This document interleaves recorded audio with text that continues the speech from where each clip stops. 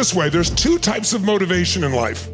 There's push motivation, where you're trying to make yourself do something, and all of you in this room, around the world, but there's a limit. There's a limit to willpower, no matter how much you have. And when you're most exhausted and tired, you notice your willpower may not feel as strong.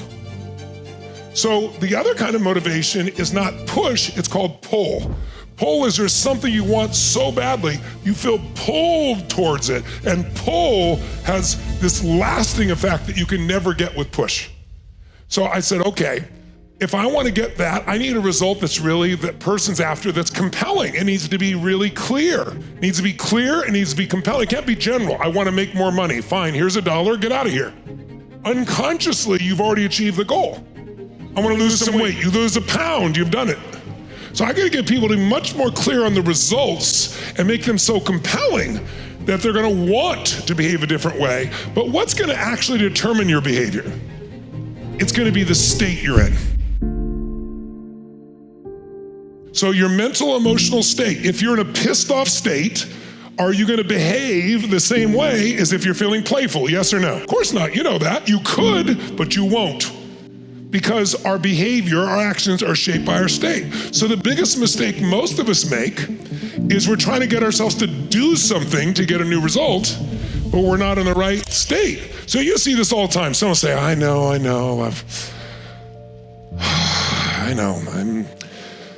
need to lose weight. I need to get an exercise program. I need a diet. I'm tired of wearing pants. Is it gonna happen?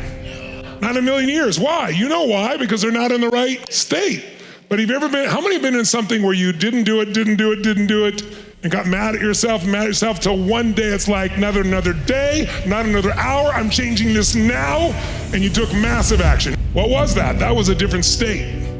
It would have been a state of resolve. You made it what we call a threshold state. Happens in a relationship. You keep rationalizing, it'll get better, and then one day finally go, it's been painful in the past, the present, the future, I'm out of here. And it changes in an instant when it wouldn't before. Or you've been gaining weight for a while and one day finally, I'm tired of this. I'm going on a fast for the next 10 days, nothing but water. About noon the first day, you're going, juice is good for you. 2 hours later, salad's good. By the end of the afternoon, burger and fries is not so bad, right? But here's the truth. Which is easier to do, diet or fast after the first day? First of all, the first day, it's mental. You think it's physical, but it's mental. Maybe the second day, worst case, 2.5 days. By day 3, what happens? What do you feel like on that third day with no food in your system? Yeah, like a massive amount of energy. None of it is tied down with this digestion. None of it is breaking us down anymore. Well, by the way, why is it easier to fast? Because there's no mental negotiation. It's like when you're dieting, well, could I have this? What about this? So there's all this temptation when you fast, and nothing, water! Right?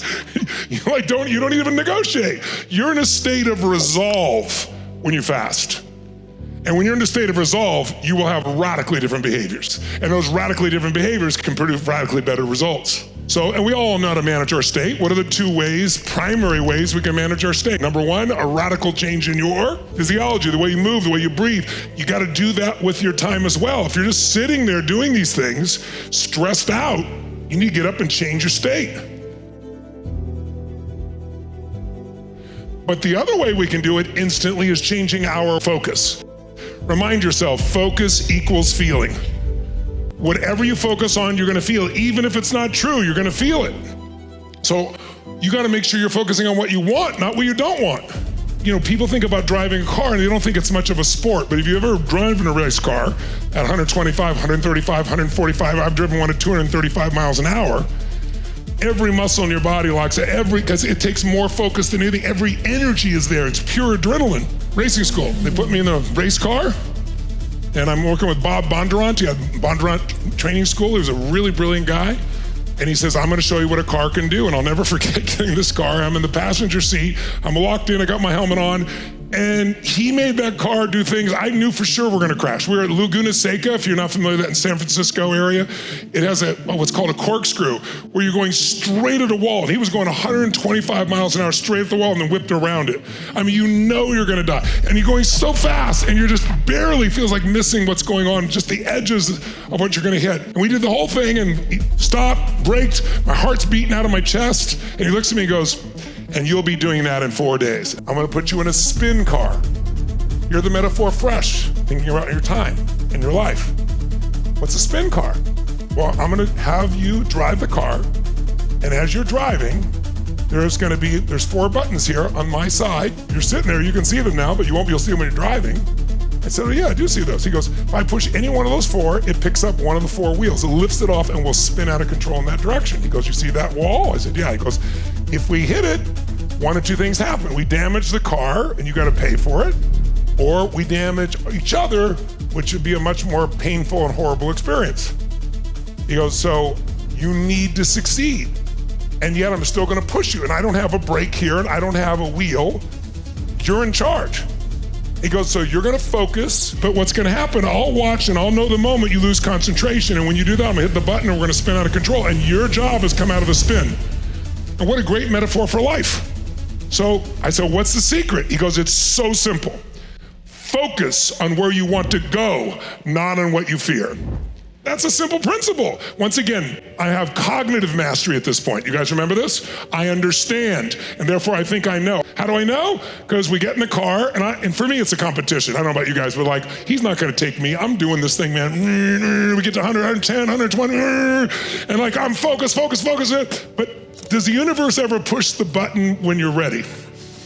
No, it always waits till you're not ready. That's what makes us grow. So I'm like, and you keep going. And there's like, no matter how hard you try, there's a point you'll just lose a little focus. He saw it, pushes the button, we start spinning out of control. So immediately, where does your face go? Where does everybody go? Straight at the wall. That's why, if you've ever heard about a person driving their brand new Porsche down a country road, and there's like 1 telephone pole every quarter of a mile, and they lose control and hit the pole. How in the hell do they hit the pole? Because when losing control, what do? They go, oh, I don't want to hit that.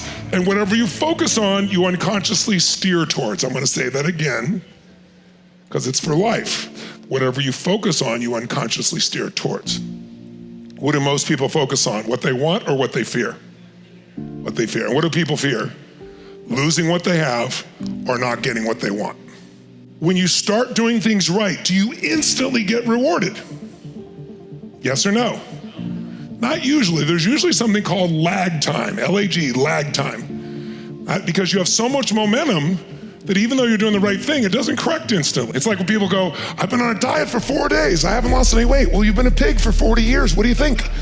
And maybe we need to do this a little longer than a couple of days, right? That's what mastery is. What do we have to do? It's the repetition.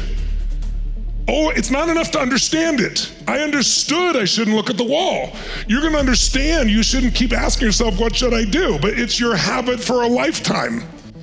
So we gotta break those habits, and it's gonna take repetition, just like a great athlete, to master this part of your life. And so we're gonna give it a weekend, but then you wanna make it a daily practice. And by the way, it's a really easy daily practice. It's mostly a weekly practice and then a little bit each day. But the bottom line is, after we've done this about a dozen times, what starts to kick in finally?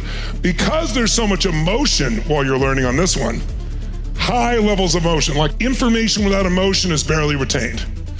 But information with a lot of emotion and repetition is absolutely retained. And so sure enough, we did it a dozen or so times, and now he pushes the button, and what do? I instantly focus on where I want to go, and I don't look back. Now you still feel it, but keep focusing, and sure enough, it catches. And after a while, you're so rewarded for the new behavior, you not only don't have the pain, you have the pleasure. That now it's just you want to go there. There's no hesitancy, and you develop a new habit. And so now I can do the spin car and go, and then all of a sudden I could go faster, and I could do more. Because everyone, even if you're the best driver in the world, you're gonna go in a spin. You know why? Somebody's car is gonna break up in front of you. There's gonna be an oil spot you can't see. There's gonna be some debris. That's life. So our goal is not that we don't go in a spin. It's not that you don't, one day don't do this well or you drop it out. It's like you get right back on the horse and you do it again and you master it and you master it and you master it until after a while, you'll be that great. But notice the greatest in the world keep practicing what they're already great at. They're practicing 100 million times more than they're actually taking the shot. But that's how they're best in the world. We want to be the best in the world at managing our lives. Who's with me on this? Say I.